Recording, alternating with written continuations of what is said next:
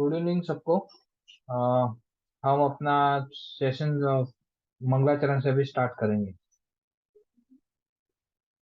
ओम वक्रतुंड महाकाय सूर्यकोटि समप्रभ निर्विघ्नं कुरु मे देव सर्वकार्येषु सर्वदा। आप वेरी गुड इवनिंग सबको मेरी तरफ से। हमने जो लास्ट क्लास अटेंड की थी जिसमें हमने ये एक कुंडली को कैसे एनालाइज करते हैं वो हमने समझने की कोशिश की थी। आज हम और दो कुंडलियों को मैच लगने वाली और दो कुंडलियों को हम आज एनालाइज करने की कोशिश करेंगे। अभी हम उतने ही चीजें को हम इनकोड करेंगे जितना हमने अभी तक सीखा है, मतलब उतनी चीजों के बारे में ही हम अभी सीखेंगे। को एनालाइज करने की कोशिश करेंगे, उसका वो कुंडली का विवरण करने की कोशिश करेंगे जितना हमने सीखा है। जो चीज हमें अभी तक सीखी नहीं है वो सारी चीजों को स्टेप बाय स्टेप सीखते जाएंगे और वैसे वैसे हम कुंडली को एनालाइज करना सीखते जाएंगे। इससे क्या होगा कि आपको आसान भी रहेगा, आपको आसान भी पड़ेगा। एक साथ सारी चीजें पहले दिमाग में रखो, बाद में प्रैक्टिकल करो तो उसमें थोड़ा मुश्किल रहेगा। तो जितना आता है उसको हम पहले प्रैक्टिकल करते हैं, फिर धीरे धीरे आगे बढ़ते हैं। तो अभी हम मैथ लगने की कुंडली का एनालिसिस करने से पहले हम एक टॉपिक लेते हैं, भाव के कारक ग्रह। तो जिस तरीके से हमने देखा कि हर राशि का एक स्वामी ग्रह होता है, उसी तरह हर भाव का भी एक कारक ग्रह होता है। मतलब कि वो भाव से जुड़ा हुआ वो ग्रह होता है। जैसे कि प्रथम भाव का कारक ग्रह है सूर्य। तो अभी प्रथम भाव का कारक ग्रह सूर्य कैसे बन गया? तो जैसे कि पता है कि आरोग्य का सूर्य से हम क्या देखते हैं? आरोग्य देखते हैं। किसी भी इंसान के जीवन में आरोग्य के बारे में देखना है तो हमें सूर्य कैसा है वो देखना पड़ेगा, क्योंकि सूर्य है वो आरोग्य का कारक है। तो प्रथम भाव किसका कारक है? शरीर का। तो शरीर अच्छा होगा तो ही आपका आपका जीवन अच्छा रहेगा। तो सूर्य है वो आपके प्रथम भाव का कारक बनता है। दूसरे भाव का जो कारक है वो गुरु है। तो गुरु क्यों दूसरे भाव का कारक है? तो दूसरा भाव किसका है? धन का भाव है। तो आपने जब गुरु की जब हमने जो गुण हमने देखे थे, तो उसका रहने का स्थान कहाँ था? तो जहाँ पे धन होता है, जहाँ पे ट्रेजरी होता है, वहां पे गुरु रहता है। मतलब कि गुरु धन से संबंधित जगहों पे गुरु का प्रभाव हमेशा रहता है। दूसरा, गुरु वाणी का भी कारक होता है और मतलब संबंधों का भी कारक होता है। तो दूसरा भाव किसका है? कुटुंब का भाव है। तो इसीलिए गुरु का भी उसके ऊपर असर हमेशा ज्यादा रहता है। उसके बाद तीसरा भाव है, ये भाव 3 है, जिसका कारक ग्रह है मंगल। तो मंगल क्या क्या क्या करता है? पराक्रम करता है। पराक्रम का कारक ग्रह है। और तीसरा भाव कौन सा भाव है? तो वो भी है पराक्रम का भाव है। इसीलिए मंगल तीसरे भाव का कारक ग्रह बनता है। वैसे चौथे भाव पे जाइए तो चौथा भाव कौन सा है? तो ये चंद्र और ये बुध उसके कारक ग्रह है। उसके अलावा शुक्र भी इसका कारक ग्रह बनता है। तो क्यों? तो चंद्र माँ को रिप्रेजेंट करता है और चंद्र सुख का भी कारक होता है। चतुर्थ भाव है वो सुख का भाव है। तो सुख का जो भाव होगा उसका कारक कौन है? चंद्र है। तो चंद्र सुख का कारक होने की वजह से चौथे भाव का कारक ग्रह होता है चंद्र। उसके अलावा शुक्र भी तो सुख का कारक होता है। लग्जरी होते हैं, मैंने बोला अच्छी बड़ी बड़ी इच्छाएं होना, लग्जरी इच्छा, चीजें महंगी महंगी चीजों का पाने की इच्छा होना, वो सब मिलना, वो भी सुख का कारक होता है। मतलब हमारे लिए वो सुख होता है। इसलिए शुक्र भी चौथे ग्रह का कारक बनता है। इसके अलावा बुध, बुध क्या होता है? तो बुध कौन है? कुमार है। मतलब कि वो भी हमेशा सुखी रहना पसंद करता है। तो जब चतुर्थ भाव में बुध आता है तो वो भी आपके लिए सुख का कारक बनता है।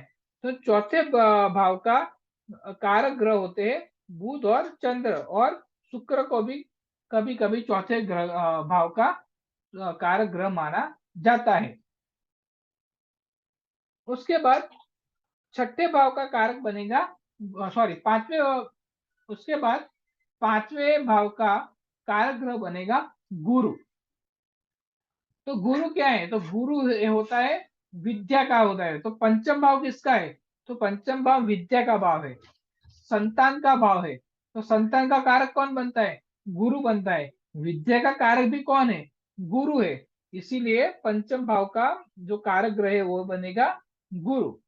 उसके बाद हम छठे भाव पे जाते हैं। तो ये छठे भाव का कारक ग्रह बनते हैं शनि और मंगल। तो क्यों? तो सबसे पहले छठा भाव क्या है? तो सबसे पहले छठा भाव रिपु भाव है, मतलब कि रोग का भाव। तो आपका रोग जो होता है उसका कारक ग्रह कौन है? तो रोग के कारक का कारक ग्रह है शनि। इसी वजह से छठा भाव शनि का कारक ग्रह मानते हैं। उसके अलावा छठा भाव शत्रु का भी भाव है। शत्रु से कौन लड़ सकता है? शत्रु से पराक्रम से लड़ा जाता है। पराक्रम का स्वामी कौन है? मंगल है। तो इसीलिए छठे भाव के कारक ग्रह शनि और मंगल है। उसके बाद सप्तम भाव का कारक है वो है शुक्र। क्यों शुक्र है? तो शुक्र वो पत्नी का कारक होता है, जीवन साथी का कारक बनता है। तो सप्तम भाव जीवन साथी का भाव है। शुक्र भी जीवन साथी का कारक है। इसलिए सप्तम भाव का जो भी कारक ग्रह है वो है शुक्र। उसके बाद अष्टम भाव आयुष्य का भाव, इसके भाव का कारक ग्रह बनता है शनि। क्यों? क्योंकि शनि आयुष्य का कारक ग्रह है। इसीलिए वो अष्टम भाव का भी कारक ग्रह शनि बनेगा। नौवा भाव भाग्य भाव। भाग्य भाव और किसका और क्या बोलते हैं भाग्य भाव को? तो भाग्य भाव है वो पितरों का भी भाव है। भाग्य भाव विद्या का भी भाव, उच्च विद्या का भी भाव है। भाग्य भाव धर्म और यात्रा का भी भाव है। और भाग्य भाव आपके अंदर की जो श्रद्धा है, यश है, उसका भी भाव भाग्य भाव है, नौमा भाव है। तो सूर्य क्या है? तो सूर्य अपने आत्मा का कारक है। अपने पितरों का भी कारक सूर्य बनता है। क्यों? क्योंकि सूर्य शुरुआत से है। हमारे जितने भी बाप दादा हमारी पीढ़ियां है उसका साक्षी कौन है? तो सूर्य है। तो सूर्य आत्मा का कारक है। इसीलिए नौवें भाव का भी वो कारक ग्रह बनता है। और उच्च विद्या का और श्रद्धा का कारक बनने की वजह से गुरु भी नौवें भाव का कारक बनता है। तो गुरु भी उस भाव का कारक बनता है। उसके बाद गुरु जो है, गुरु, सूर्य, बुध और शनि, ये चारों भाव है वो आपके कर्म के कारक बनते, सॉरी, ये चारों ग्रह है वो आपके कर्म के भी कारक बनते हैं। कैसे? तो सूर्य है वो आपको जो आपके अंदर की जो प्रतिभा है उसको उजागर करता है। प्रतिभा के बगैर कर्म करना मुश्किल है। यदि आप काम कर सकते हो ऐसा आपके चेहरे पर ही नहीं लगेगा, आपको देख के ही नहीं लगेगा कि आप ये काम के लायक हो, तो आपको कोई काम पे नहीं रखेगा। उसके बाद दूसरा कौन सा आता है? बुध। तो मैंने बोला कि आप बिजनेस कोई भी करते हो, कोई भी धंधा करते हो, कोई भी नौकरी या बिजनेस करते हो, तो उसमें कम्युनिकेशन, हमारा संवाद बहुत जरूरी है। तो ये कैसे बनेगा? तो बुध वाणी का कारक होता है। वो अच्छी मीठी वाणी से बिजनेस को सफल बनाता है। उसके अलावा गुरु, गुरु ज्ञान का कारक होता है। तो आप कोई भी कर्म करते हो, कोई भी काम करते हो, बिना ज्ञान का वो हम काम नहीं कर सकते। इसीलिए दसम भाव का कारक ग्रह गुरु को भी माना गया है। और चौथा है वो शनि। तो शनि को क्यों माना गया है? तो ज्यादातर लोग आप देखो दुनिया में ज्यादातर लोग क्या करते हैं? नौकरी ही करते हैं, किसी ना किसी की नौकरी करते हैं। और नौकरी में बहुत सारी मेहनत लगती है। तो नौकरी और मेहनत का जो कारक ग्रह है वो है शनि। शनि मेहनत का फल देता है, आपको मेहनत बहुत करवाता है लेकिन मेहनत से फल देता है। तो शनि भी दसम भाव का कारक ग्रह माना जाता है। उसके बाद अपना एकादश भाव है जिसको हम लाभ बोलते हैं, लाभ भाव बोलते हैं, मित्र भाव बोलते हैं। तो उसका कारक ग्रह है गुरु। और 12वें भाव का है शनि, 12वें भाव का कारक ग्रह शनि बनता है। तो 12वें भाव का कारक शनि क्यों बनता है? तो 12वां भाव व्यय का भाव है। तो व्यय को जितना स्लोली स्लोली व्यय होगा उतना ही लंबा चीजें चलेगी। ठीक है? तो हम अपने आयुष्य को जितना लंबा कर हो सके उतना लंबा करने की कोशिश करते हैं। हमारे पास पैसा है, कुछ धन संपत्ति है, तो उसको हम बचा बचा के और बहुत ही कैलकुलेट हिसाब से खर्च करते हैं ताकि लंबे समय तक वो पैसा हमारे पास बना रहे। तो ये सब के लिए हम क्या करते हैं? तो शनि वो खर्चे को स्लो करता है। क्यों? क्योंकि शनि एक धीमा मंद गति का ग्रह है। तो उसके प्रभाव से व्यय होता है वो धीमा हो जाता है, स्लो हो जाता है। तो ये 12 भाव के कारक ग्रहों के बारे में हमने बताया था। जो भाव में ये ग्रह बैठते हैं, किसी भी राशि में हो, मित्र राशि, शत्रु राशि, किसी भी राशि में ये ग्रह बैठे हो, लेकिन ये कारक भाव में बैठते हैं, तो वो भाव के फल अच्छे देता है। मतलब कि आपको पता है कि शनि हमेशा बुरे फल देता है, लेकिन शनि यदि छष्टम भाव और अष्टम भाव में बैठता है, तो वो त्रिक भाव होने के बावजूद भी, छष्टम, अष्टम और द्वादश, ये तीनों कौन से भाव है? त्रिक भाव है, खराब माने जाते हैं। फिर भी शनि यदि यहाँ पे होता है, तो उसके फल अच्छे मिलते हैं। कैसे अच्छे मिलते हैं? शनि यहाँ पे होगा, छठे भाव पे होगा, तो इंसान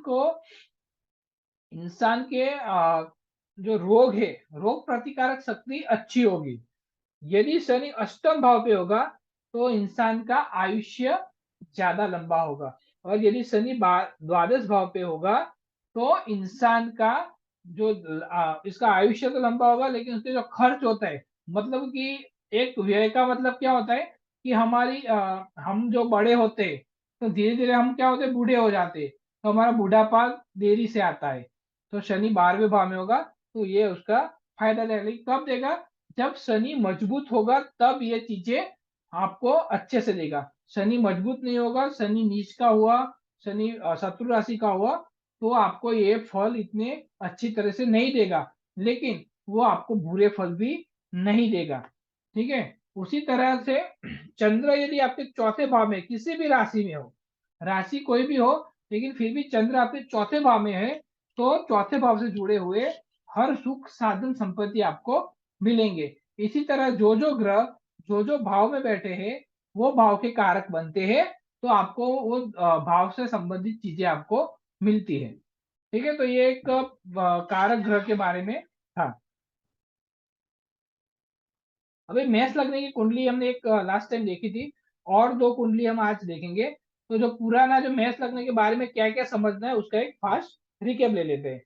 तो मेष लग्न होता है, उसका अधिपति होता है मंगल। मेष लग्न के लिए जो शुभ ग्रह है वो है गुरु, सूर्य, मंगल। अशुभ जो ग्रह बनते हैं वो बुध और शुक्र।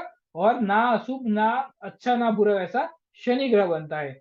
मेष लग्न का जो कारक ग्रह है, मतलब कि सबसे शक्तिशाली जो ग्रह बनता है इस लग्न राशि का, वो है सूर्य। इसके अलावा सूर्य यदि शुभ स्थान में होता है, तो बहुत अच्छा फल देता है। लेकिन सूर्य यदि शुभ स्थान में ना भी हो, 6, 8 या 12 स्थान में भी है, तो भी वो बुरा फल देता नहीं है।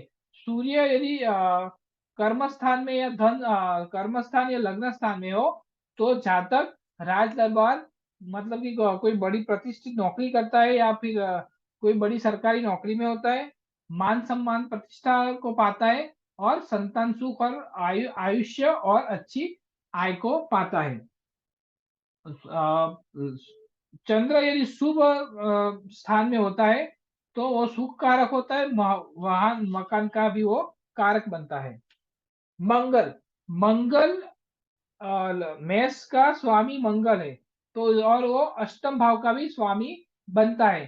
तो लग्न का स्वामी होने की वजह से अष्टम भाव का जो दोष होता है, वो इसमें मेष लग्न वाली राशि में रहता नहीं है। और जातक को आरोग्य, भूमि, स्वास्थ्य, चिकित्सा से संबंधित चीजें मिलती है। बुध जो होता है, यहाँ पे छठे का स्वामी बनता है, इसीलिए यहाँ पे अच्छा फल देता नहीं है, और कटु वाणी की वजह से शत्रुओं को बढ़ाता है। मेष लग्न में गुरु, आ, हम मेष लग्न का गुरु उसकी पोजीशन की, मतलब जो किस स्थान में बैठा है, उसके हिसाब से मिश्र फल देता है।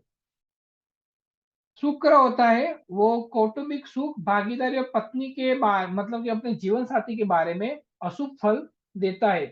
शनि जो होता है वो कर्म को धीमी गति से करता है। मतलब कि शनि जो होता है वो आपको बहुत काम करवाएगा, और ज्यादा मेहनत करवाएगा, और उसके हिसाब से आपको फल जरा कम ही मिलेगा। राहु केतु अपने भाव के हिसाब से मेष लग्न में अपना फल देंगे।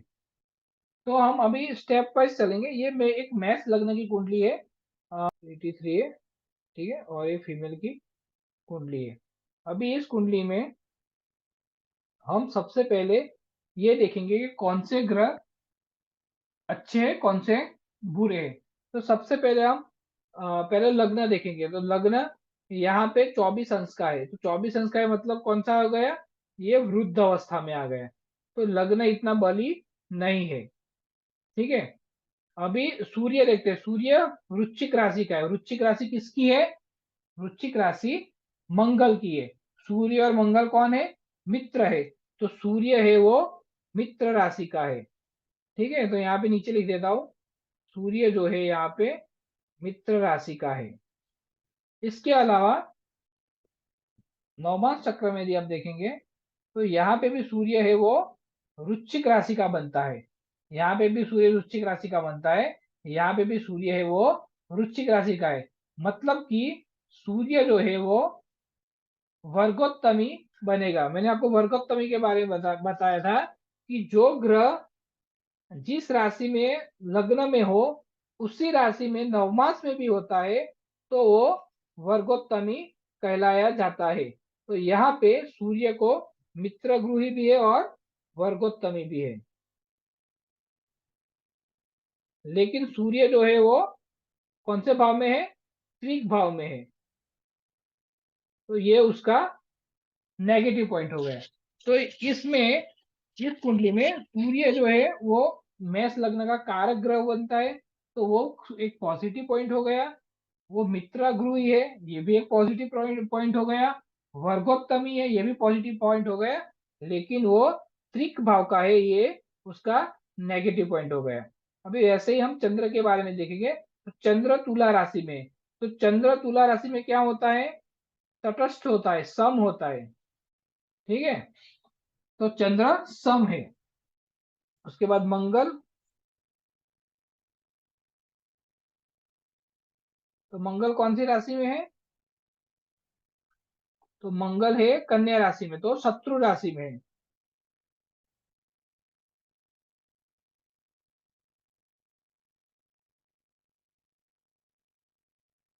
ठीक है। लेकिन मैंने अभी आपको एक चीज और समझाई। छठा जो भाव है, ये छठा भाव है वो किसका है, मंगल का है। तो भाव कारक भी बनता है, ठीक है। तो मंगल लग्न लग्न राशि मंगल की है। तो वो उसके लिए पॉजिटिव पॉइंट हो गया। मेष राशि है, लग्न मेष है, ये एक पॉजिटिव पॉइंट हो गया। और भाव कारक एक पॉजिटिव पॉइंट हो गया। लेकिन वो शत्रु राशि में है, ये उसके लिए नेगेटिव पॉइंट हो गया। उसके बाद हम बुध की बात करते हैं। बुध मेष राशि के लिए अच्छा ग्रह नहीं माना जाता है। और बुध कहाँ पे बैठा है, बुध बैठा है धन राशि में। तो बुध धन राशि में मतलब सम है, सम है। और लेकिन वो बैठा है कौन से भाव में बैठा है, त्रिकोण भाव में। तो ये पॉजिटिव पॉइंट हो गया, ये पॉजिटिव पॉइंट हो गया। अभी गुरु की बात करते हैं। तो गुरु जो है वो कहाँ बैठा है, गुरु भी है वृश्चिक राशि में, मंगल की राशि में, मतलब मित्र राशि में है। और तो बैठा तो मित्र राशि में है, लेकिन वो भी त्रिक भाव में है। तो मेष राशि में गुरु का फल थोड़ा मिश्रदायी रहेगा। मेष लग्न में गुरु का फल थोड़ा मिश्रदायी रहता है। उसके बाद शुक्र की बात करता है।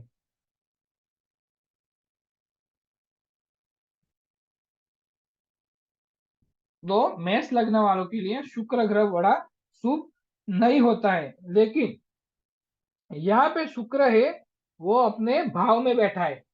तो कारक भाव में शुक्र बैठा है एक तो।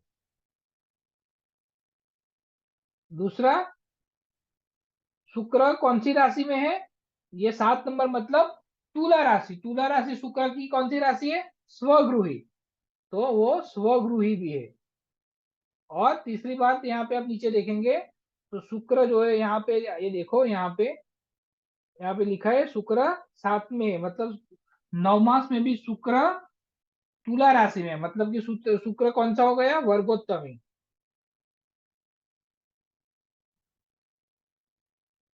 तो ज्यादातर मेष लग्न के लिए शुक्र ग्रह अच्छा नहीं माना जाता है, लेकिन यहाँ पे इस कुंडली में शुक्र ग्रह काफी अच्छे फल देगा। क्यों? क्योंकि शुक्र वर्गोत्तमी भी है, भावकारक भी है, और स्वगृही भी है। जब भी ग्रह इतने सारे चीज में होते हैं तो वो अपना बल बढ़ा देते हैं। शनि जो है वो तुला राशि में है। तो जैसे कि आपको पता है कि शनि तुला राशि में कैसा होता है, तो शनि तुला राशि में उच्च का। उच्च का होता है। तो यहाँ पे शनि उच्च का बनेगा। ठीक है। और राहु केतु ये वृषभ और वृश्चिक में है। राहु केतु वृषभ और वृश्चिक में है। तो ये यहाँ पे तटस्थ रहेंगे, ना मित्र है ना शत्रु है। सबसे पहले हमें कौन सा ग्रह कैसा है वो हमें किसी भी कुंडली को एक एक करके समझना है। तो हमने यहाँ पे ये सारे ग्रहों को समझने की कोशिश की। ठीक है। अभी हम इसको एक एक करके भाव के हिसाब से समझेंगे और समझने की कोशिश करेंगे कि ये जो कुंडली है इसका विवरण कैसे किया जा सकता है। तो अभी हम यहाँ पे चलते हैं। सबसे पहले यहाँ पे अपना ये पहला भाव, मतलब यहाँ से मैं डॉट करता हूँ तो ये अपना पहला भाव है। तो ये भाव में कोई ग्रह नहीं है। तो सबसे पहला नियम ये है कि यदि कोई किसी भाव में कोई भी ग्रह नहीं है तो सबसे पहले हमें क्या देखना है, उसके राशि स्वामी को देखना है। तो इसका राशि स्वामी कौन बनेगा? इसका राशि स्वामी बनेगा मंगल। मंगल यहाँ पे छठे भाव पे बैठा है। अभी छठे भाव पे बैठा है तो मंगल शत्रु राशि में बैठा है और त्रिक भाव में बैठा है, लेकिन वो त्रिक भाव उसका क्या है, कारक भाव है। तो वो त्रिक भाव होने के वो बावजूद भी वो उसके लिए अच्छा भाव बनेगा। ठीक है। मंगल 13 डिग्री पे है, मतलब कि मंगल युवावस्था में है, मतलब ये मंगल बली है। तो अब यहां से अब देखें कि मंगल क्या लग्न को देखता है। तो यहां से देखें तो आपको पता है मंगल की विशेष दृष्टियां कौन कौन सी है। तो हर ग्रह अपने घर से सातवें घर को देखता है। तो एक, दो, तीन, चार, पांच, छह और सातवां, मतलब ये 12वां ग्रह है। तो हर ग्रह अपने अपने घर से सातवें घर में पूर्ण दृष्टि से देखता है, लेकिन मंगल अपने घर से चतुर्थ और अष्टम घर को भी, आठवें घर को भी पूर्ण दृष्टि से देखता है। मतलब यहां से एक, दो, तीन, चार, यहाँ को भी देखेगा, 5, 6, 7, 8 यहाँ पर भी देखेगा। मतलब कि मंगल है वो लग्न को देखता है, मतलब कि वो यहाँ का लग्न का भाव मजबूत है। यदि ग्रह स्वामी अपने किसी भी लग्न का स्वामी लग्न को देखता है या फिर लग्न के अंदर है तो वो लग्न बड़ा ही मजबूत हो जाएगा। तो मेष राशि के हिसाब से ये जो जातक है वो अपना शारीरिक रूप से काफी मजबूत और सक्षम है। ये इसका स्वभाव काफी एग्रेसिव है। और ये देखने में एकदम सुडोल, मतलब क्या बोलते हैं कि फिट फिट बॉडी वाले जातक है। ठीक है। तो ये उसका ये होगा। दूसरा, उनकी तंदुरुस्ती काफी अच्छी है। ठीक है। वो उसका ओवरऑल उसकी फिटनेस काफी अच्छी है। ये यहाँ से हमें प्रथम भाव में ये चीज हमें यहाँ से हम आइडेंटिफाई कर सकते हैं। अभी और दूसरे ग्रहों की दृष्टि देखते हैं। तो दूसरा कौन सा ग्रह की दृष्टि पड़ रही है, तो इस सप्तम भाव में एक, दो और तीन, चंद्र, शनि और शुक्र, तीन ग्रह बैठे हैं। वो तीनों की भी दृष्टि यहाँ पे पड़ेगी। तो सबसे पहले हम लेते हैं चंद्र की दृष्टि। तो चंद्र की पूर्ण दृष्टि लग्न भाव में पड़ती है। तो चंद्र की पूर्ण दृष्टि लग्न भाव में जब पड़ेगी तो जातक बहुत ही स्वरूपवान होगा, मतलब उसके खूबसूरत होगा। और उसके उसका स्वभाव काफी चंचल होगा।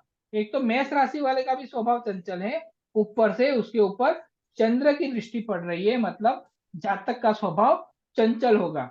दूसरा, मेष राशि अग्नि का कारक है और चंद्र है वो जल का कारक है। तो इसमें चंद्र की दृष्टि पड़ने की वजह से मेष राशि की जो एग्रेशन है, जो एग्रेशन है, आक्रामकता है, उसमें कमी आएगी। मतलब ये जातक आक्रामक तो होगा लेकिन हमेशा नहीं होगा। मेष लग्न वाला आक्रामक होता है, ऊपर से मंगल की दृष्टि तो आकर्षक आक्रामक होना चाहिए, आक्रामक वो होना चाहिए, लेकिन चंद्र की दृष्टि उसके ऊपर पड़ने की वजह से जातक थोड़ा कम आक्रामक होगा। दूसरा, शुक्र, इसके ऊपर शुक्र की भी दृष्टि पड़ती है।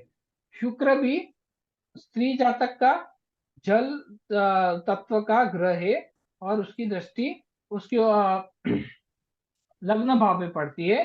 तो ऐसा जातक, चंद्र की भी दृष्टि पड़ती है शुक्र की, तो खूबसूरत तो होगा, स्वरूपवान होगा, कोमल होगा, लेकिन ये जातक ऐसी ऐसी चीजों का शौकीन होगा कि जो जिसको हम क्या बोलते हैं, लग्जरीज चीजों का वो शौकीन होगा। क्यों? ये शुक्र उसके शरीर पे मतलब उसके देह भाव पे देखता है। ऐसे जातक को लग्जरीज चीजें पहनना बहुत पसंद रहेगा।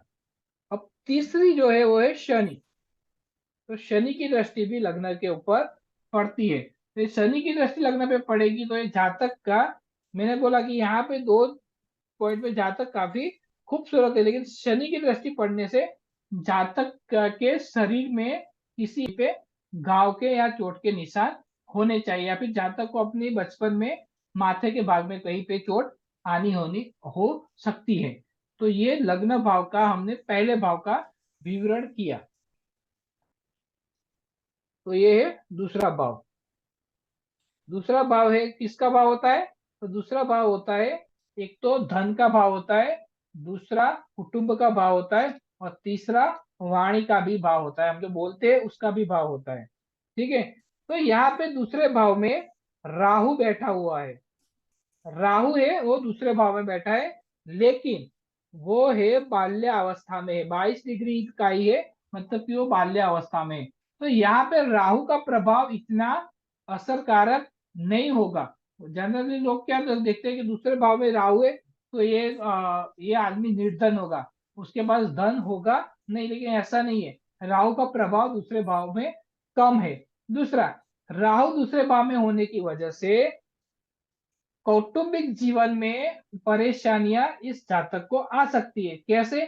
कि वो कुटुंब के साथ मम्मी पापा होते हैं, भाई बहन होते हैं, चाचा चाची होते हैं, या फिर ससुराल में भी मन मुटाव होने की संभावनाएं बनती है। लेकिन समहाउ ये वो लोग मैनेज कर लेते हैं, मतलब कि संबंध नहीं होते हैं कि जिससे कि मतलब पूरी तरह से संबंध वेर विखेर हो जाए। और तीसरा, यहाँ पे राहु दूसरे भाव का के अंदर है, इसलिए ये जातक की वाणी काफी भेदी, मतलब कि सामने वाले को जल्दी समझ में आए ऐसी नहीं रहेगा। जब भी ये जातक बोलेगा तो सामने वाला बंदा उसको पकड़ नहीं पाएगा। मतलब कि कोई आदमी बोलता है तो हमें लगता है कि ये आदमी खुश है, या कोई आदमी बोलता है तो हमें पता चल जाए कि ये आदमी दुखी है। मतलब वो सामने वाला आदमी दुखी है, सुखी है, वो आपसे प्यार से बात कर रहा है, गुस्से से बात कर रहा है, वो आपकी तारीफ कर रहा है या फिर टांग खींच रहा है, वो आपको कभी समझ में नहीं आएगा। क्यों? क्योंकि वो जातक में राहु बैठा है उसके वाणी के भाव में, तो उसकी वाणी भी भेदी हो जाएगी। उसके अलावा इस जातक का धन संबंधित समस्याएं हमेशा उसको रहेगी, लेकिन उसके पास हमेशा आकस्मिक धन आता रहेगा। उसको भी पता नहीं, लॉटरी बोलते हैं ना, लॉटरी टाइप का धन उसको समय समय पे मिलता रहेगा। उसके बाद इस भाव में दूसरे कौन कौन से ग्रहों की दृष्टि पड़ती है? तो यहाँ पे सूर्य की दृष्टि पड़ती है। सूर्य की दृष्टि यदि दूसरे भाव में पड़ती है तो जातक को धन संबंधी समस्याएं बहुत ही कम आती है। और दूसरे भाव पे दूसरा किसकी दृष्टि पड़ती है? तो गुरु की भी दृष्टि पड़ती है। तो सूर्य गुरु की दृष्टि दूसरे भाव में पड़ने की वजह से जातक को धन संबंधी समस्याएं कम आती है। राहु की वजह से जो धन संबंधी समस्याएं आती थी, उसका उसके सामने गुरु और सूर्य की दृष्टि की होने की वजह से वो समस्याएं बहुत कम आएगी। मतलब कि ये जातक के पास उसके जीवन निर्वाह करने का इनफ, मतलब पर्याप्त धन हमेशा बना रहेगा। इसका मतलब ये होता है। उसके अलावा जब राहु होगा तो केतु की भी दृष्टि पड़ेगी, तो वही राहु वाला फल उसको मिलेगा। तो दूसरे भाव को विवरण इस तरीके से हमें करना चाहिए। अभी हम तीसरे भाव पे चलते हैं। उससे पहले मैं थोड़ा इरेजर से मिटा देता हूँ।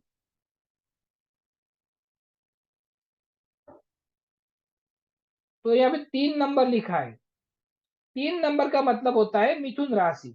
मतलब कि इस कुंडली का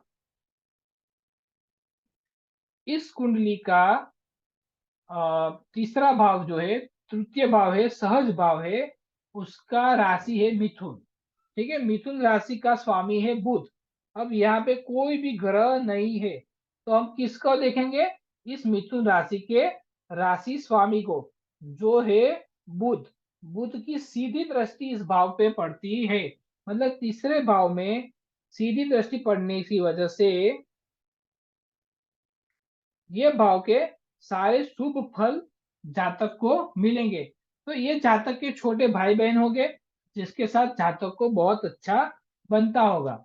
ये जातक बुध की असर की वजह से इतना मेष लग्न का है, तो उसमें पराक्रम तो रहेगा, लेकिन बुध की असर की वजह से उसके पराक्रम में वाणी भी है। मतलब वो मीठी वाणी से या फिर बोल के अपने पराक्रम करता है। कुछ लोग अपने हाथों से पराक्रम करते हैं, ये जो ये जातक है वो बोल के पराक्रम करता है। ऐसी ऐसी बातें बोलती है कि सब धमाल मच जाती है। तो ये जातक में एक ऐसा गुण है। उसके अलावा बुध की तीसरे भाव में दृष्टि होने से ये जातक के कान बड़े अच्छे हैं। मतलब ये बहुत ही अच्छा सुनता है, उसके कान की सुनने की क्षमता बहुत अच्छी है, वो अच्छा सुनने वाला है। तो जातक गुड लिसनर है। उसके अलावा जातक को तीसरे भाव में होने की वजह से वो हमेशा अच्छी तरह से चीजों को, जो ऐसी परिस्थिति आती है, खराब परिस्थिति आती है जहाँ पे कॉन्फ्लिक्ट होता है, दो लोगों के बीच में बहुत वाद विवाद जैसी परिस्थिति आती है, तो ऐसे मौकों को अच्छी तरह से वो सुलटाता है। मतलब कि कोई सभा है, किसी मीटिंग की जगह है, किसी जगह पे दो लोगों के बीच में बहुत बहस हो रही है, तो ये जातक बीच में जाके उसमें सुलह करवाने में हमेशा सक्षम रहेगा। तो ये उसका एक गुण रहेगा। उसके अलावा अभी हम इस तीसरे भाव में और किस किस ग्रहों की दृष्टि पड़ती है वो भी हम देखते हैं। तो सबसे पहले तो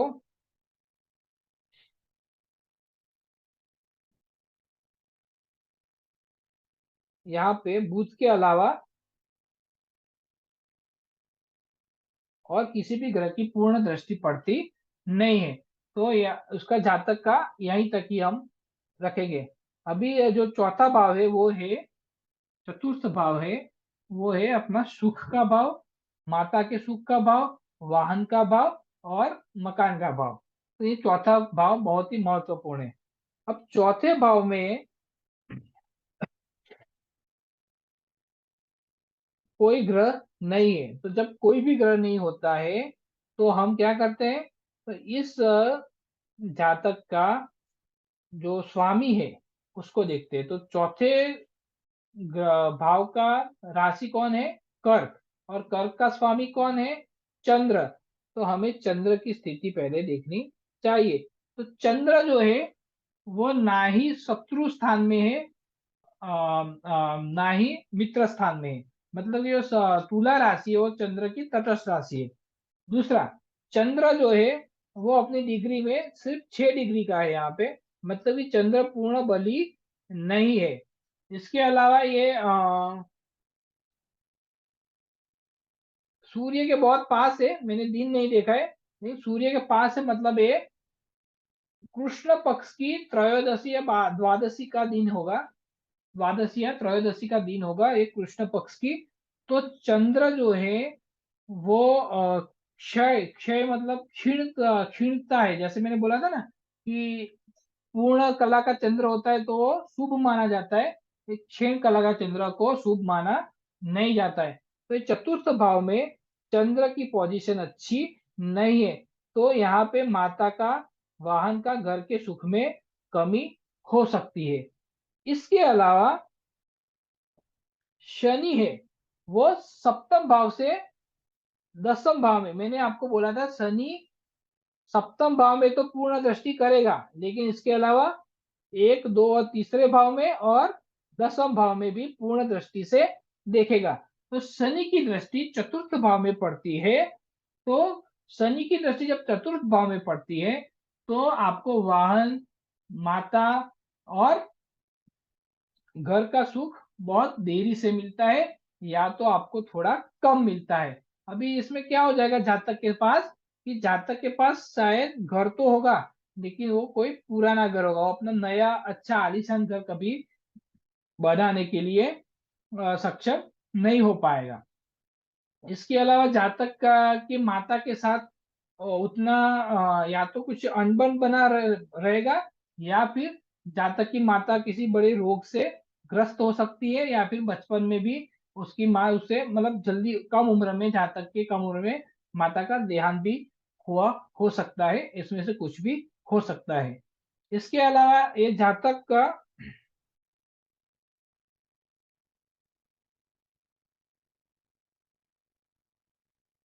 जो गुरु है उसकी दृष्टि भी चतुर्थ भाव पे पड़ती है। तो गुरु की दृष्टि पड़ती है तो वो शुभ फल देगा। मतलब कि जो शनि का जो फल है, शनि का फल क्या बोलते हैं, जातक के पास गाड़ी घर ऐसा कुछ होगा नहीं। लेकिन जब गुरु की भी दृष्टि पड़ती है तो शनि का पूर्ण फल, पूर्ण जो खराब फल है वो दसम भाव पे नहीं मिलेगा। मतलब कि जातक के पास एफोर्डेबल, मतलब वो मतलब अपने जीवन निर्वाह कर सकता है वैसा घर, और घूमने फिरने के लिए गाड़ी, और एक पर्याप्त मात्रा में सुख तो होगा। लेकिन वो अतिशय जो हम हर आदमी क्या था, अपार सुख की तमन्ना करता है, तो वैसा सुख ये जातक के जीवन में रहेगा नहीं। तो ये हमारा चौथे भाव को एनालाइज करने का, ये एक हमने चौथा भाव एनालाइज किया, हमने विवरण किया चौथे भाव का। अभी हम पंचम भाव पे जाते। पंचम जो भाव है वो है संतान का, प्रेम का और विद्या का भाव होता है। तो पंचम भाव का जो राशि स्वामी है वो है सूर्य, जो कि अष्टम भाव में त्रिक भाव में बैठा है। सूर्य यहाँ पे मित्र है, मित्र वर्ग मित्र राशि में है, वर्गोत्तमी भी है, लेकिन वो त्रिक भाव में बैठा है इसलिए कम फल देगा।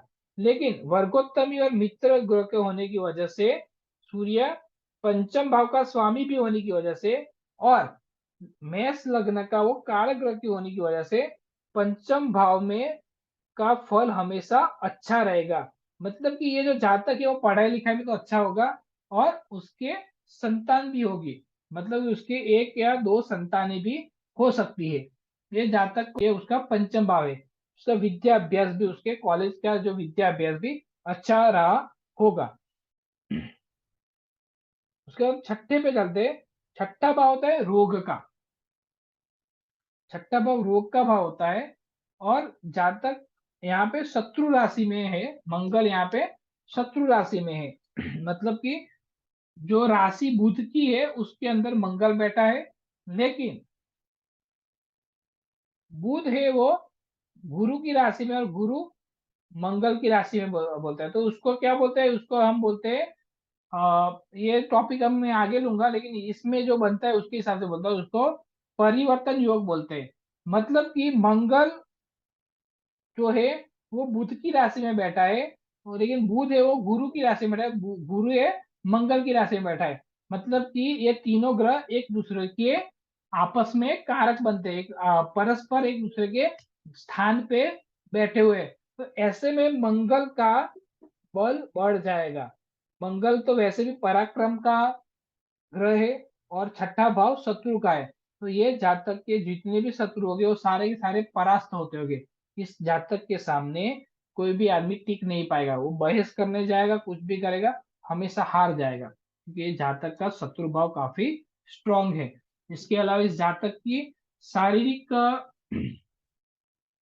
तंदुरुस्ती अच्छी है, लेकिन छठे भाव में मंगल के होने की वजह से जातक को हृदय संबंधी या तो खून संबंधी बीमारियां होने की आवश्यकता हो सकती है, संभावना है कि उसको हृदय या खून संबंधित बीमारियां हो सकती है। अभी हम सप्तम भाव में जाएंगे। तो यहाँ समझ में आ रहा है मैं जो बोल रहा हूँ उसमें कि कुछ क्वेश्चन है आपको? समझ रहे सर। समझ? ठीक है, ये जो मैं बोल रहा हूँ ना, हो सके तो एक एक पॉइंट को कहीं पे लिखना। मैं आपको एक कुंडली आपको आज दे दूंगा, उसको आप अपने हिसाब से एनालाइज करना, सही गलत जो भी है। आपको क्या करना है, वो कुंडली में कौन कितने कितने ग्रह कहाँ कहाँ पे बैठे हुए हैं, कौन शत्रु ग्रह है, कौन सा ग्रह शत्रु राशि में बैठा है, कौन सा मित्र में बैठा है, कौन सा उचका है, पहले वो लीजिए। प्रथम भाव में कौन कौन ग्रहों की दृष्टि पड़ती है, द्वितीय भाव में कौन कौन ग्रहों की दृष्टि पड़ती है। सिर्फ इतना ही आप लिस्ट आउट कर पाओगे तो भी बहुत बहुत है। उसके बाद उसको एनालाइज कर पाओगे नहीं कर पाओगे, उससे नहीं भी कर पाओगे तो कोई दिक्कत नहीं। बट इतना भी आप कर पाओगे तो मतलब कि आपने जो बेसिक फंडे वो अच्छे से समझ लिए। तो एक लास्ट वाली कुंडली है, मैं आपको व्हाट्सअप करूंगा, उस कुंडली को आपको खुद से एनालाइज करना है। और उसको क्या करना है, पेपर पे ऐसे स्टेप वाइज लिख देना है सारे पॉइंट्स, और उसके एक फोटो करके मुझे व्हाट्सअप कर देना है। तो मैं एक एक करके सभी का आपकी कुंडलियां देख लूंगा। उसके रिगार्डिंग कोई क्वेश्चन है तो भी आप हमें मुझे पूछ सकते हो। ठीक है, तो अभी हम सातवें भाव पे चलते हैं, सप्तम भाव।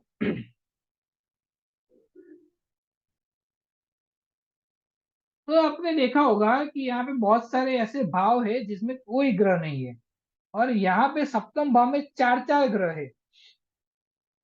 अभी सप्तम भाव वो जीवन साथी का भाव होता है, आपकी शादी का भाव होता है, आपके पार्टनर का भाव होता है। और यदि आप बिजनेस करते हो तो आपके बिजनेस पार्टनर का भी ये भाव होता है। या फिर आप जो नौकरी करते हो तो उसमें आप जो कलीग है, आपके बॉस है, आपके सबॉर्डिनेट है, वो सभी का भी ये भाव होता है, मतलब वो सब का भी यहाँ पे देखा जाता है। दूसरा, ये आपके देह भाव, फर्स्ट भाव लग्न भाव के बिल्कुल सामने वाला भाव है, मतलब कि वो आपका शरीर का बिल्कुल ऑपोजिट भाव भी उसको माना जाता है।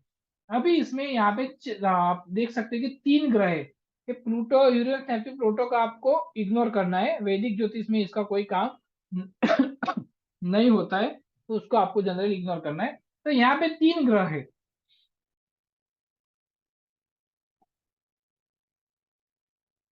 तो यहाँ पे जातक का लग्न जीवन कैसा होगा,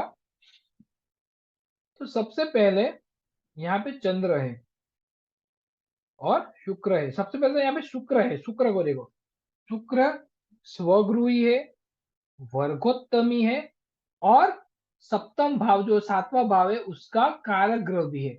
मतलब कि शुक्र इस भाव के संबंधित बहुत ही सही है, मतलब कि ये जो जातक है, ये एक फीमेल कुंडली है, तो इनको जो हस्बैंड मिलेंगे वो काफी अच्छे मिलेंगे। वो स्वरूपवान भी होंगे, वो काफी अच्छे, मतलब इकोनॉमिकल भी स्टेबल होंगे, और वो परिवार को चाहने वाले भी होंगे। और ये जातक की शादी इस हिसाब से तो काफी प्रेम विवाह होना चाहिए, इस हिसाब से जातक का प्रेम विवाह होना चाहिए। लेकिन लेकिन जातक का सप्तम भाव में शनि भी है।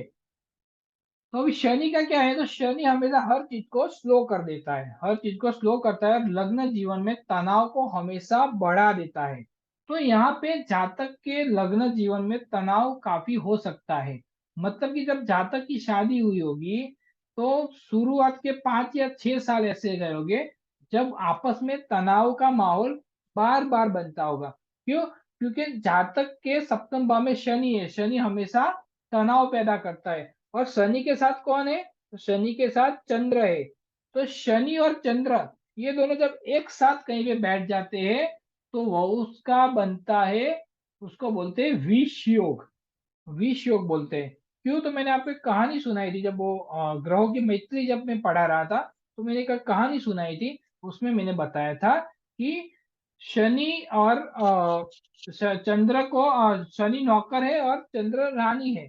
तो रानी को नौकर के साथ जब दोनों साथ में होता है तो रानी को अच्छा फील नहीं होता है, तो अच्छा महसूस नहीं करती है। तो अभी चंद्र जो शनि के साथ जब भी होता है तो चंद्र कंफर्टेबल फील नहीं करता है। तो चंद्र किसका कारक होता है? चंद्र मन का कारक होता है, आपके जो विचार जो चलते हैं दिमाग में, उसका कारक होता है चंद्र। तो उसकी वजह से क्या होता है, तो इसकी वजह से जब शनि आपके साथ होता है तो दिमाग में नेगेटिव थॉट्स बढ़ जाते हैं, और वो जिस भाव में बैठे हैं उस भाव के संबंधित आपके नेगेटिव थॉट्स बढ़ जाते हैं। तो इसमें क्या होता है, सप्तम भाव में चंद्र और शनि की युति जब होती है तो जातक को अपने जीवन साथी के प्रति नेगेटिव थॉट्स बहुत सारे बढ़ जाते हैं, जो लग्न जीवन में एक तनाव पैदा करता है। लेकिन यहाँ पे शुक्र सप्तम भाव में होने की वजह से, और चंद्र भी सप्तम भाव का में शुभ माना जाता है, इसकी वजह से यहाँ पे लग्न जीवन शुरुआत में तनावग्रस्त रहा होगा, लेकिन आगे चल के सब कुछ ठीक हो गया होगा, ऐसा मेरा मानना है। ठीक है, तो यहाँ पे तीन ग्रह होने की वजह से तीन मिश्रित फल मिलेगा। यदि यहाँ पे सिर्फ शुक्र होता तो यहाँ पे सिर्फ शुक्र का ही फल मिलता, यहाँ पे शुक्र होता तो शुक्र का फल मिलता, तो उसको एक अच्छा जीवन साथी मिल जाता जिसके साथ उनके बहुत ही प्रेम भरे संबंध रहते। लेकिन इसमें साथ में शनि भी है, तो शनि की वजह से जीवन में थोड़े से खटराक देखने को मिलेंगे। उसके बाद हम अभी अष्टम भाव पे चलते हैं।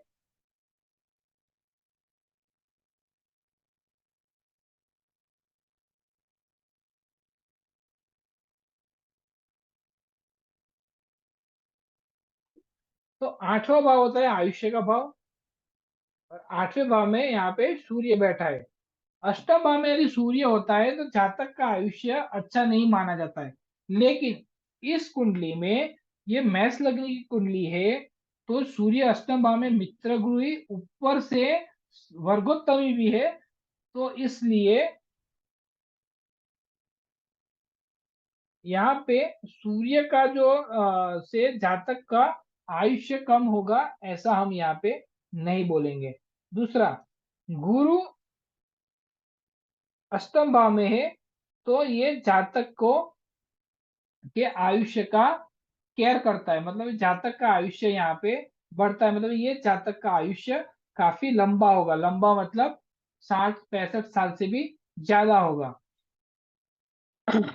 यहाँ पे गुरु अष्टम स्थान में होने की वजह से जातक को सॉरी, हाँ, यहाँ पे सूर्य अष्टम भाव पे होने की वजह से सूर्य की दृष्टि दूसरे भाव पे पड़ती है। दूसरा भाव है आंखों का भाव है, तो जातक की लेटर ऑन आंखों की समस्याएं हो सकती है, आंख आंख संबंधी रोग हो सकते हैं।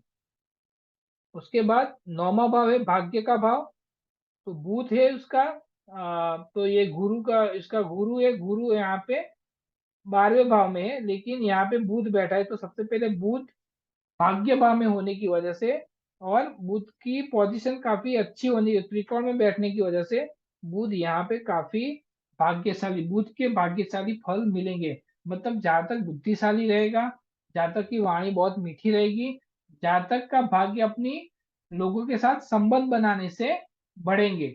मतलब कि ये जो जातक है वो बुध बुध क्या करता है, लोगों से संबंध बनाता है, तो उसका भाग्य, जातक का भाग्य कैसे खुलेगा, तो लोगों से अच्छे अच्छे रिलेशन रखने से ये जातक का भाग्य खिलेगा। उसके अलावा ये जातक अच्छा, मतलब ये जातक को यात्राएं बहुत पसंद होगी, मतलब कि ये धार्मिक यात्राएं करता रहेगा। अभी हम दसम स्थान पे चलते हैं। तो दसम स्थान जो है,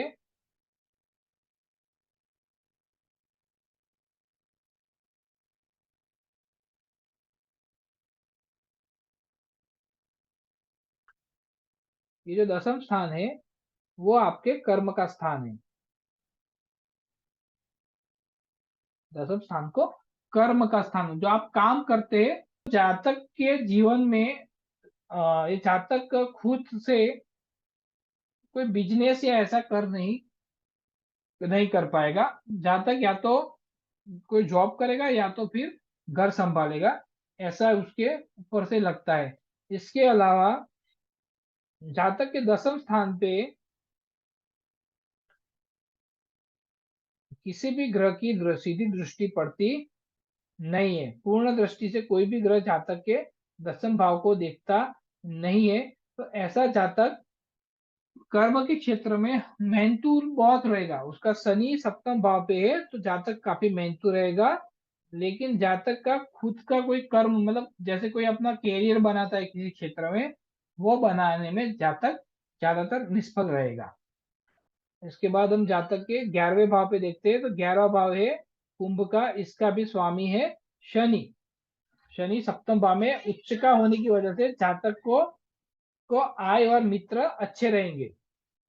जातक के पास आय भी अच्छी होगी, मित्र भी अच्छे होंगे।